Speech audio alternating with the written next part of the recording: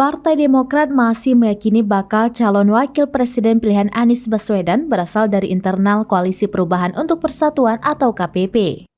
Anggota Majelis Tinggi Partai Demokrat Syarif Hasan kepada wartawan di Kompleks Parlemen Senayan pada Kamis 11 Mei 2023 berharap nama itu merupakan Agus Harimurti Yudhoyono atau AHY yang akan mendampingi Anies di Pilpres mendatang.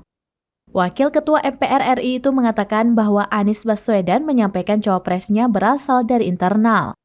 Dia juga menjelaskan bahwa hubungan antara Anies dan partai lain juga harus dibangun. Sebelumnya, Ketua Umum Partai Nasdem Surya Paloh menegaskan Koalisi Perubahan masih terus mengkaji terkait nama bakal calon wakil presiden atau cawapres untuk Anies Baswedan.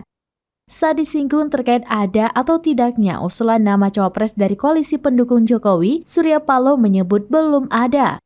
Dengan begitu, kata Surya Paloh, hingga kini Koalisi Perubahan belum menentukan siapa bakal calon wakil presiden atau cawapres untuk Anies Baswedan.